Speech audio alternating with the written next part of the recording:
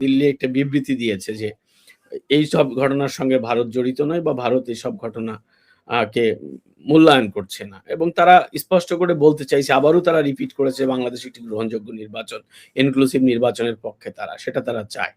তো এই যে যারা এগুলো করছে, যারা এগুলো বলছে, আমার কাছে মনে হচ্ছে পূর্ণিয়া ভাই, এটা আমি বিশেষভাবে বিশ্বাস করছি এখন। কারণ আমার এই ১৬ মাসের অভিজ্ঞতা যেটা বলে যে যখনই বাংলাদেশের অভ্যন্তরে কোনো সংকট তৈরি করা হচ্ছে বা সংকট তৈরি হয়ে যাচ্ছে, তখনই ভারত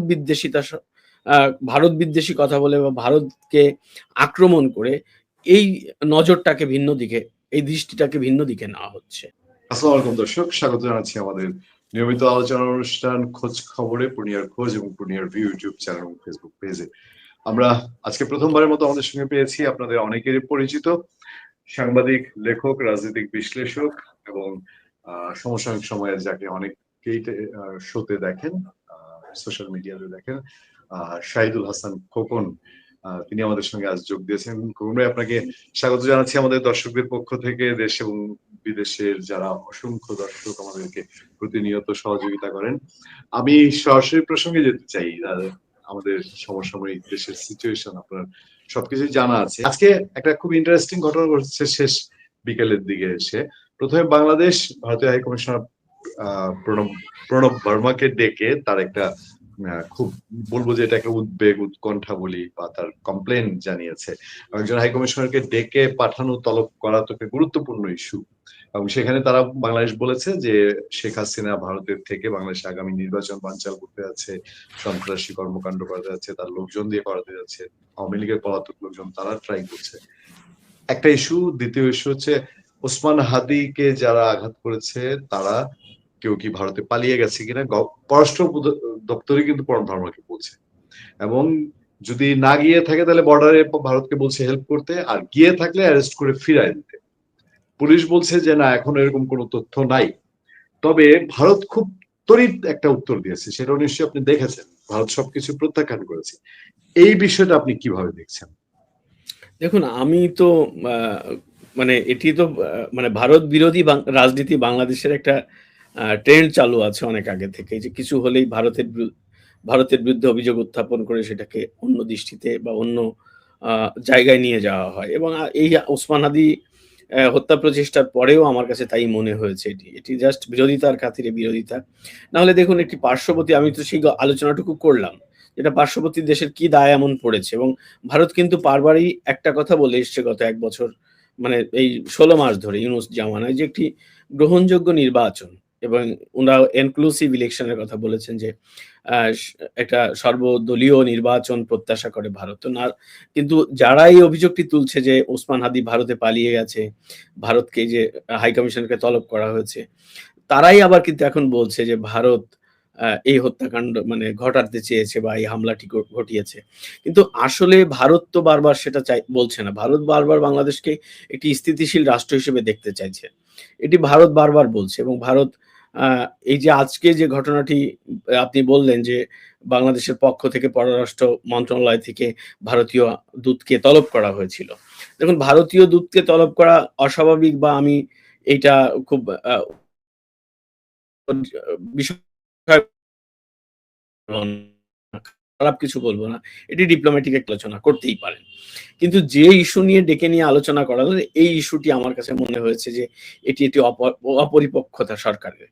এই যে সরকার চলছে, এই সরকারের একটি অপরিপক্ক কূটনৈতিক আ উদ্যোগ, যে একটা দেশের মধ্যে অভ্যন্তরীণ বিষয় নিয়ে, যেখানে একটি হত্যাকাণ্ডের মতো ঘটনা, সেটিকে নিয়ে অন্য একটি দেশের রাষ্ট্রদূতকে ডেকে এনে তাকে এই সব বিষয়ে প্রশ্ন করা, বা আপনি যেটা বলেছেন যে শেখ হাসিনা যিনি ভারতে অবস্থান করছেন, তাকে নিয়ে আলোচনা করাটা, তড়িঘড়ি আলোচনা করা, ইস্যুটা তো সেই। কিন্তু শেখ হাসিনার ইস্যু নিয়ে তো অনেকদিন ধরেই চিঠি চালাচালি হচ্ছে। কূটনৈতিক সওয়াল জবাবও হচ্ছে, তাই না? তো সেখানে দাঁড়িয়ে হঠাৎ করে আবার একজন কূটনৈতিককে ডেকে নিয়ে তো আমার কাছে মনে হলো যে উত্তেজনাটা বাড়ানো হয়েছে। এবং আপনি শুধু এটা এইভাবে বিশ্লেষণ, মানে এইটুকু জানলেই হবে না। এই যে রাজনৈতিক দল বা এই যে ওসমান হাদির লোকজন যারা আছে, বিশেষ করে আমি হাসনাত আব্দুল্লাহ, সার্জিস আলম বা এদেরকে যে ইয়ে করে, নার্সিং করে, প্যারিস থেকে যে লোকটা আমাদের একজন হিন্দু ভদ্রলোক, কি নাম শালার, ওই পিনাকি আপনার ভট্টাচার্য। পিনাকি ভট্টাচার্য। উনিও স্টেটমেন্ট দিয়েছেন যে এটি ভারতীয় এম্বাসি, হাসনাত আব্দুল্লাহ বলেছে তো ভারতীয় এম্বাসি বন্ধ করে দিতে। হ্যাঁ? তো দেখুন এটা এই যে মানে প্রিম্যাচিউর মানে ইম্যাচিউর যে কূটনৈতিক তৎপরতা, এটা কিন্তু দুদেশের সম্পর্ককে অনেক, অনেক উত্তেজনাপূর্ণ করে তুলবে। এবং দেখেন ভারত কিন্তু সাথে এই ব্যাপারে একটা কূটনৈতিক নোট জারি করেছে। এবং আজকের যে ঘটনাটি আপনি বললেন, এই কূটনৈতিককে তলব এবং এই যে ভারতের বিবৃতি, এটা আমার কাছে তাই মনে হয় যে এইখানে একটা উত্তেজনা তৈরি করে দেখেন, আ এটা মানে উল্লেখ করাই দরকার।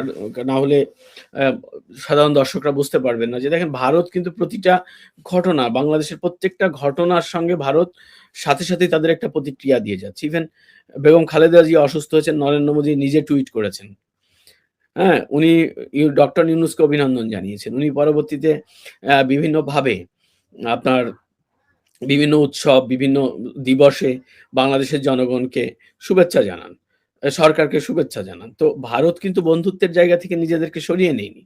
আমরা কেন যেন চাইছি কাদের খপ্পরে পড়ে আমার দেশ বা আমাদের আ এ সরকার বা আমাদের আ ডিপ্লোম্যাসি কেন ভারত বিরোধী ডিপ্লোম্যাসি বা ভারত বিদ্বেষিতা ছড়াচ্ছে, এইটা আমাদের ভাববার সময় এখন। ভাববার সময় এসে গেছে।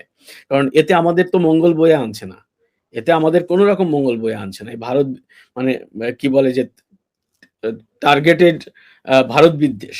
এটা আমাদের মঙ্গল বয়ে আনছে না। কারণ প্রতিবেশী, আমাদের ভারত শুধুই প্রতিবেশী না। মানে ওই মায়ানমারের মধ্যে শুধু সীমান্তের প্রতিবেশী না। ভারত আমাদের একদম কি বলে যে আষ্টে-পৃষ্ঠে বাঁধা একটি প্রতিবেশী।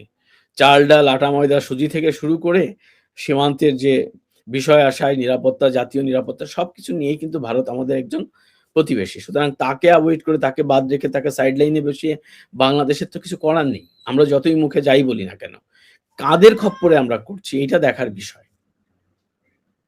আম- আপনি ঠিকই বলেছেন। আমি মাঝখানে আবার একটু আপনার আপনার কথা প্রসঙ্গ থেকে আনি যে বোধহয় আপনি ব্লগার বা social media activist Pinaki Bhattacharya ওনার প্রসঙ্গ এনেছেন যে ওনার তো ব্যাপক প্রভাব আছে বাংলাদেশ সরকারের উপরে, এবং এই রিসেন্টলি ওসমান হাদির ঘটনার পরে উনি বাংলাদেশে যারা টক শো করেন কয়েকজন মানুষ, যেমন মাসুদ কামাল, আনিস আলমগীর, তারপর আব্দুল নূর তুষার, তাদের ব্যাপারে তিনি বলেছেন ওদেরকে প্রতিহত করা প্রয়োজন টক শোতে, যেন তারা না যেতে পারেন। এবং দেখলাম যে আজকে টিভি আনিস আলমগীরকে ডেকে নিয়ে গেছে। এখন এর সাথে কোনো সম্পৃক্ততা আছে কিনা আমি জানি না। আমি নিশ্চয়ই। আহ শাহিদুল হাসান খোকন ভাই, আমি আরেকটা খুবই আমাদের আমাদের সেন্টিমেন্ট, বাঙালি, বাংলাদেশের মানুষ, 18 কোটি মানুষ, 16 কোটি মানুষের ইমোশনের একটা জায়গায় আপনি প্রজন্মের মানুষ একটা ডিরেকশন জানতে চাই। আপনি আমাদের প্রায় সমবয়সী হবেন। আমার যেটুকু অবজারভেশন, আমি কখনোই এতটা ম্লান শহীদ বুদ্ধিজীবী দিবস বা বিজয় দিবস উদযাপনের দেখিনি। আমরা রং দেখেছি, বিজয় দিবস মানে বিজয়ের রং, সারা দেশ জুড়ে বাংলাদেশের পতাকা। আওয়ামী লীগ সময় আমরা সমালোচনা করেছি, আওয়ামী লীগ সময় একটু বেশি বাড়াবাড়ি হয়েছে যে মার্চ মাস, 15ই আগস্ট বা বিজয় দিবস জুড়ে শুধুই বঙ্গবন্ধু স্তুতি, সেই আম, সে এক আর কি মুজিবের গান, অথবা আপনার ধরেন সারাক্ষণই একটা স্তুতির ব্যাপার ছিল, সেটাও বাড়াবাড়ি পর্যায়ে ছিল। কিন্তু আমাদের যে দেশের কিছু গান, এই পদ্মা, এই মেঘনা, অথবা এক সাগরের রক্তের বিনিময়ে, আমরা তো ছোটবেলা থেকে বিজয় দিবস, শহীদ বুদ্ধিজীবী দিবস এগুলোই দেখতে দেখতে অভ্যস্ত। এই রং, এই আনন্দ এবছর কি একটু ম্লান মনে হচ্ছে না? এটি কেন? তো ২০০০ আ এটি তো ২০২৪ এর ৫ আগস্টের পর থেকেই বাংলাদেশে এই ধারাবাহিক যাত্রা শুরু হয়েছে। মুক্তিযুদ্ধকে অপমান করা বা মুক্তিযোদ্ধাদের অপমান করা। ৫ আগস্টের রাত মানে বিকাল থেকেই বাংলাদেশে যত হামলা, আ অগ্নিসংযোগের ঘটনা ঘটেছে তার প্রধান টার্গেট ছিল বাংলাদেশের মুক্তিযুদ্ধের স্থাপনা ভাঙা। ধানমন্ডি ৩২ নম্বর থেকে শুরু করে বঙ্গবন্ধুর স্ট্যাচু, বিভিন্ন মুক্তিযুদ্ধের স্থাপনা। ইভেন দেখেন আপনি আ বা ভা বাংলাদেশে ভারতের একটি ইন্দিরা গান্ধী কালচারাল সেন্টার ছিল ধানমন্ডিতে। যেটি খুব ঐতিহ্যবাহী এবং এখানে বাংলাদেশের মানুষের জন্য প্রায় ৩.৫ লাখ বই ছিল। যেগুলো ভারতবর্ষের বিভিন্ন ভাষায় মানে কি বলে যে লেখা বই। আ সেই ইন্দিরা গান্ধী কালচারাল সেন্টারটি পর্যন্ত পুড়িয়ে দেওয়া হয়েছে। কারণ সেখানে মুক্তিযুদ্ধের ধারণা ছিল বলে। এবং বাকি তো আপনি জানেনই, আপনি সাংবাদিকতার সঙ্গে আছেন বা সেটাকে ভালোভাবে পর্যবেক্ষণ করছেন। তো মুক্তিযুদ্ধের গত বছর ১৬ই ডিসেম্বরও কিন্তু আমাদের জাতীয় প্যারেডটি হয়নি। ইভেন এবছরও সেটি হচ্ছে না। তো শহীদ বুদ্ধিজীবী দিবসটা তো একদম টার্গেটেড পাকিস্তানিদের বিরুদ্ধে একটি উৎসব। আমরা উৎসব মানে ইয়েটা পালন করি, দিবসটা আমরা পালন করি। হ্যাঁ, উৎসব নয়, আমাদের দিবস। আয়োজন, জাতীয় আয়োজন। হ্যাঁ, এটা থাকে একদম, এটা পাকিস্তানি এবং তাদের এদেশীয় দোসর রাজাকার, আলবদর, আল শামস, এই জামাত ইসলাম যারা ৭১ এর যুদ্ধ অপরাধ করেছে বা মুক্তিযুদ্ধের বিরোধিতা করেছে। তাদের বিরুদ্ধেই তো এটি ছিল। একটু ইন্টারফেয়ার করি। আমরা একটা হ্যাঁ, আলোচনা করেছি। হুম, গোলাম পরোয়ার জামাতের সেক্রেটারি জেনারেল। তিনি আজকে হ্যাঁ। তাদের ঢাকা উত্তরের প্রোগ্রাম বলেছেন যে এটা হ্যাঁ, ভারতীয় আমি সেনাবাহিনী। ওটাই আমি বলতে চাচ্ছিলাম।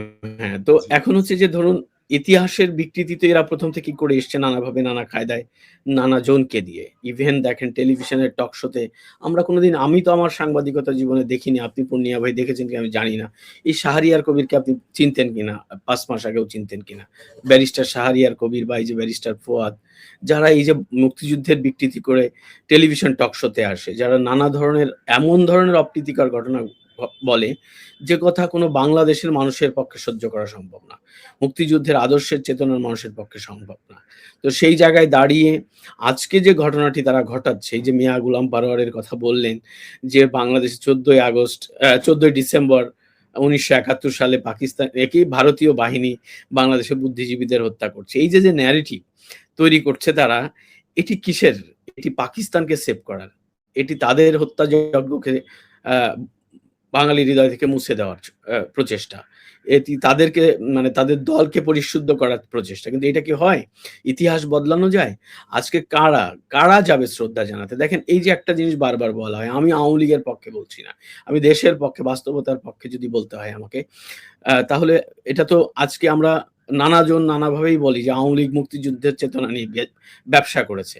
কিন্তু এখন তো আপনারাই প্রমাণ করছেন যে আওয়ামী লীগেরই চেতনা ব্যবসার একমাত্র আ ইয়া আছে, কি বলে এটাকে, যে অধিকার আছে। কারণ তাদের সময় মুক্তিযোদ্ধাদের অপমান করা হয়নি। মুক্তিযোদ্ধাদের সম্মানিত করা হয়েছে। আওয়ামী লীগের সময়টাতে মুক্তিযোদ্ধারা তাদের অধিকার পেয়েছে। তাদের সম্মান, ন্যায্য পাওনা পেয়েছে দেশের কাছে। তাহলে আওয়ামী লীগ তো বেচবেই। আজকে এই ১৬ মাসে আপনি কি দিলেন? আজকে আপনি বঙ্গবন্ধুর রাজনৈতিক দলের নেতা আপনারা বলছেন তার ভাস্কর্য ভাঙছেন। কিন্তু আপনি সোহরাওয়ার্দী উদ্যান, সেখানের ভাস্কর্য কেন ভাঙলেন? সেটা কি বঙ্গবন্ধুর ভাস্কর্যের একার ভাস্কর্য ছিল? আপনি আ মুজিবনগরের ভাস্কর্য কেন ভাঙলেন? আপনি শিখা চিরন্তন বলছি, এই যে যেটা আপনার বিজয় সরণির ভাস্কর্য কেন ভাঙলেন? এভাবে সারা বাংলাদেশের মুক্তিযুদ্ধের মোরাল কেন ভাঙলেন? মুক্তিযোদ্ধাদের কেন আপনি জুতোর মালা দিয়ে ঘোরালেন? এই প্রশ্নগুলো তো এখন এসে যায়। সুতরাং এই যে কথাটি বললেন যে এটি ম্লান দিবস, এটি তো কারা পালন করবে?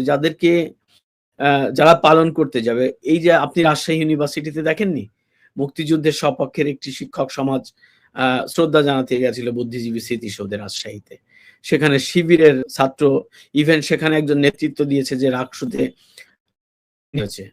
ভোটে নির্বাচিত একজন শিবিরের নেতা, আম্বাস সম্ভবত, তার নেতৃত্বে হামলা হয়েছে শিক্ষকদের উপরে। তাহলে মানুষ শ্রদ্ধা জানাতে কিভাবে যাবে?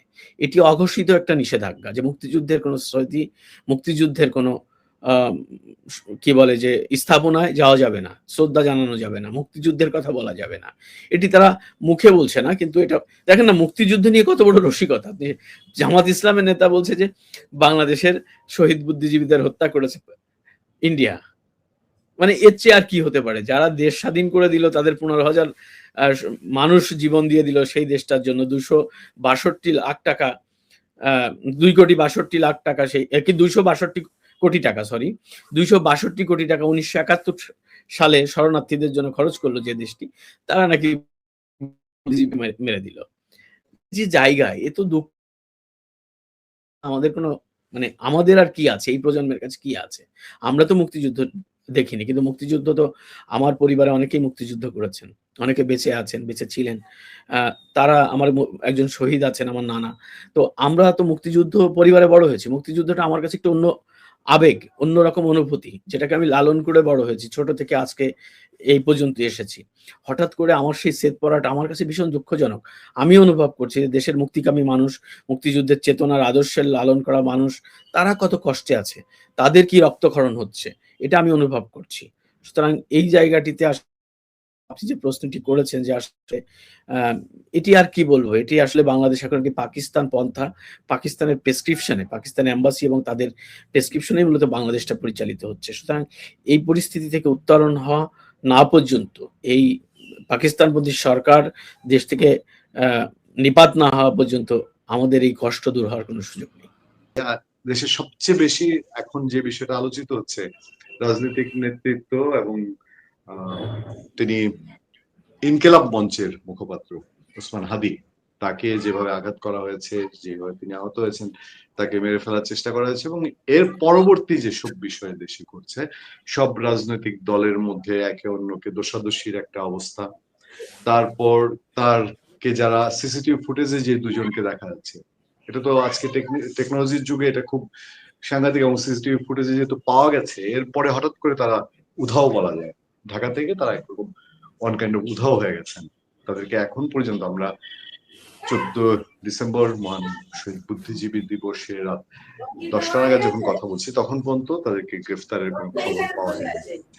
গ্রেফতার অবশ্যই হওয়া প্রয়োজন, কিন্তু এটা নিয়ে রাজনীতি যেদিকে গড়িয়েছে বাংলাদেশে, এই বিষয়টা আপনি কিভাবে দেখছেন? এই যে কাদা ছোড়াছুড়ি, গ্রেফতার না হওয়া, কারা করেছে না করেছে, এটা তো একেবারে দেশের সীমানা পার হয়ে আওয়ামী লীগ, বিএনপি, জাতীয় পার্টি, জামাতে ইসলামী একে অন্যকে দোষছে, আবার ইন্ডিয়ান রয়ের কথা বলা হচ্ছে। একটা খুব মানে একজন মানুষ ঘাতক মনে হয় অনেক। ধন্যবাদ, ধন্যবাদ পূর্ণিয়া ভাই, ধন্যবাদ জানাচ্ছি আপনার এই স্টেশনের যারা দর্শক আজকে দেখছেন আমাদের এই অনুষ্ঠান, সবাইকে শুভেচ্ছা। দেখুন, বাংলাদেশের রাজনীতিতে গত 16 মাস যদি আমি বা আমরা যে পর্যবেক্ষণটি দেখছি, সেটি অবশ্যই দেশের কোনো শান্তিপূর্ণ দেশের জন্য শুভকর নয়। ধরুন, আজকে এই ইনকিলাব মঞ্চের ওসমান হাদি, তার এই হত্যা প্রচেষ্টা তো বাংলাদেশে নতুন কোনো ঘটনা নয়। এটি 2024 সালের 5 আগস্ট শেখ হাসিনা সরকারের পতনের মধ্য দিয়ে বাংলাদেশে একটি অরাজকতার সরকার প্রতিষ্ঠিত হয়েছে এবং বাংলাদেশটা পুরোপুরি একটি অরাজকতার পরিস্থিতির মধ্য দিয়ে যাচ্ছে। যেটি আমরা দেখেছি যে 5 আগস্টের পর দেখুন, যারা বিতর্কিত বা যাদেরকে নিয়ে আলোচনা, আওয়ামী লীগের যাদেরকে ফ্যাসিস্ট বলা হচ্ছে, যে অর্থে ফ্যাসিস্ট বলা হচ্ছে, সেই শ্রেণীর কোনো নেতাকে মব সন্ত্রাসে হত্যাকাণ্ডের শিকার হতে হয়েছে এরকম নজির কিন্তু আমরা পাইনি। আমরা পেয়েছি একদমই নিরপরাধ মানুষ, যারা নিরপরাধ কর্মী, সমর্থক, তাদের উপরই এইভাবে মব সন্ত্রাস, হত্যাকাণ্ডের এবং অসংখ্য হত্যাকাণ্ড ঘটেছে 5 আগস্ট 2024 পর।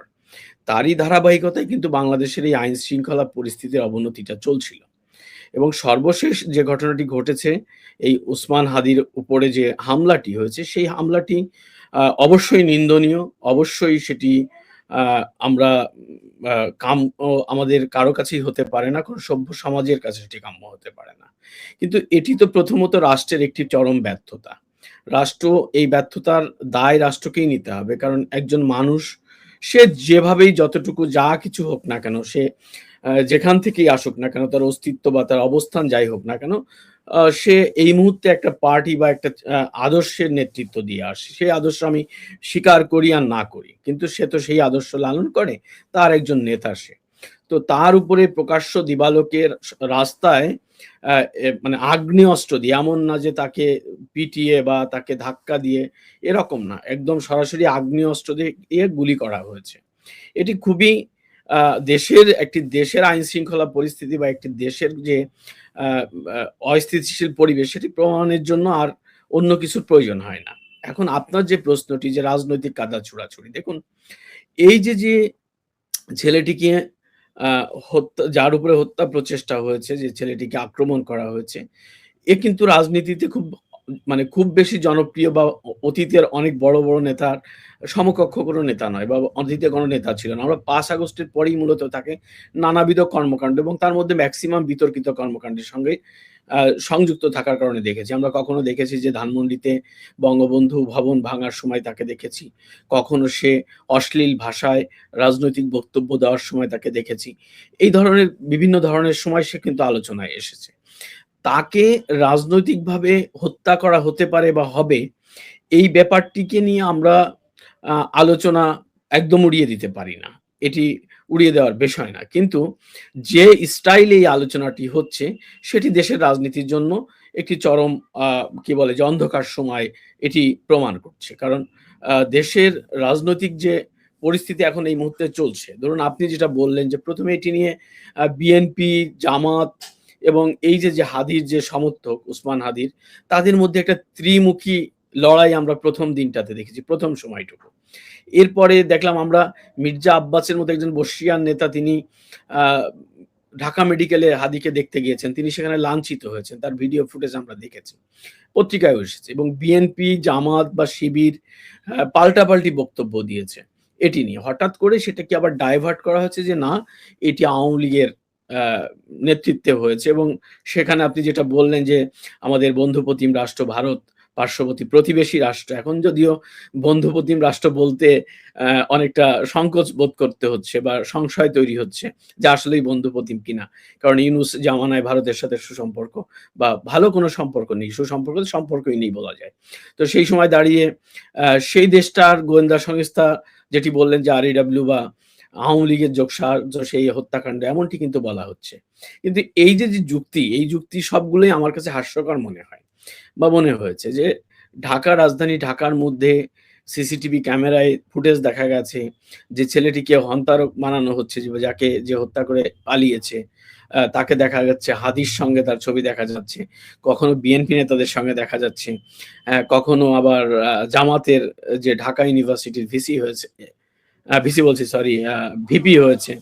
সাদিক কায়েমের সঙ্গে তার ছবি দেখা যাচ্ছে। আবার আ নথি বের করা হচ্ছে যেটা সে কিছুদিন আগে অ্যারেস্ট হয়েছিল। তাকে কায়সার কামাল, বিএনপির যিনি আইন বিষয়ক সম্পাদক, তার কি বলে যে ওকালতিতে আদালত থেকে জামিনে মুক্ত করা হয়েছে।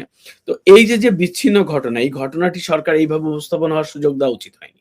এটি মূলত দরকার ছিল যদি সত্যিকার অর্থেই সরকার আগ্রহী হতেন বা দেশের যদি ভালো চাইতো। আমার কাছে যেটা মনে হয় যে দেশের আইন শৃঙ্খলা পরিস্থিতি বা যদি দেশকে প্রশ্নবিদ্ধ না করার এদের কোনো চিন্তা ভাবনা থাকতো, তাহলে এরা তদন্ত না হওয়ার আগে, এটিতে পরিপূর্ণ একটি তদন্ত না হওয়ার আগে এইটা নিয়ে কোন রকম আপনার প্রতিক্রিয়া ব্যক্ত করা সরকারের পক্ষ থেকে একদমই অনুচিত এবং তারা সেটি করে বাংলাদেশটাকে বাংলাদেশের এই বর্তমান পরিস্থিতিকে বিশ্বের বুকে তুলে ধরেছে।